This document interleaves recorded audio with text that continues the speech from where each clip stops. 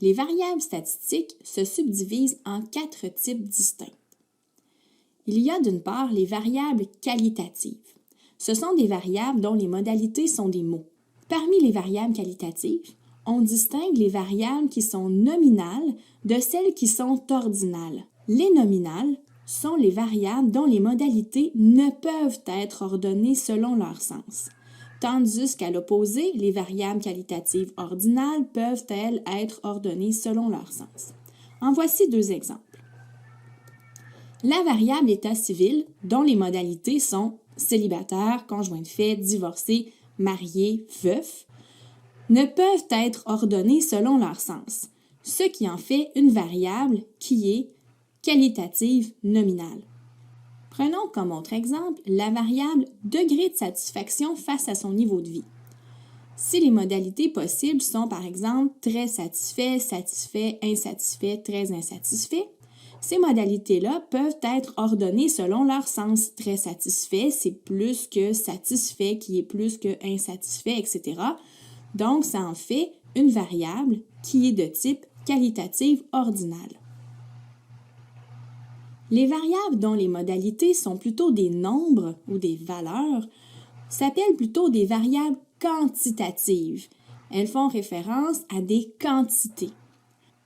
Parmi les variables quantitatives, on distingue les variables qui sont quantitatives discrètes de celles qui sont quantitatives continues.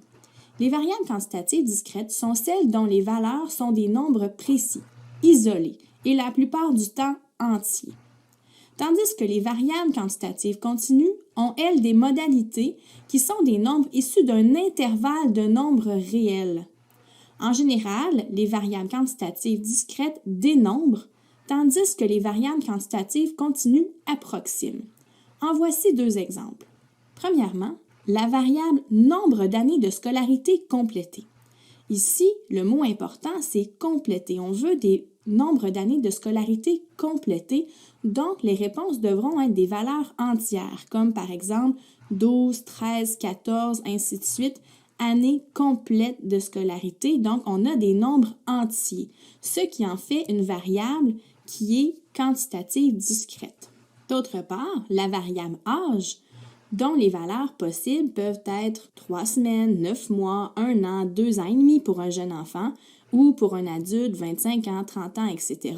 Ici, on a un âge qui est pris dans un intervalle de nombres réels. L'âge d'un humain, ça peut être n'importe quoi entre 0 et 120 ans.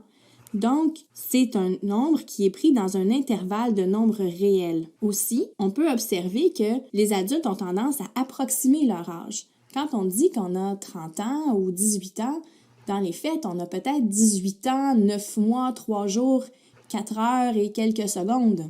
Donc, c'est une approximation de notre âge qu'on donne. Ce sont là des indices pour distinguer les variables quantitatives continues des variables quantitatives discrètes. En résumé, pour déterminer le type d'une variable, il faut se poser une foule de questions. D'abord, on se demande, est-ce que les modalités de la variable sont des mots? Si oui, on a affaire à une variable qualitative. Ensuite, pour distinguer les variables quantitatives continues des variables quantitatives discrètes. En résumé, pour déterminer le type d'une variable, il faut se poser une foule de questions. D'abord, on se demande, est-ce que les modalités de la variable sont des mots? Si oui, on a affaire à une variable qualitative. Ensuite, on doit se demander, est-ce que les modalités s'ordonnent ou non? Si elles ne s'ordonnent pas, on a affaire à une variable qui est qualitative nominale. Si les modalités s'ordonnent, nous avons une qualitative ordinale. D'autre part, si les modalités sont des nombres, des valeurs, on a plutôt affaire à une variable qui est quantitative. Si les valeurs sont isolées, c'est que nous avons une variable quantitative discrète. Si les valeurs appartiennent à un intervalle réel, alors on a une variable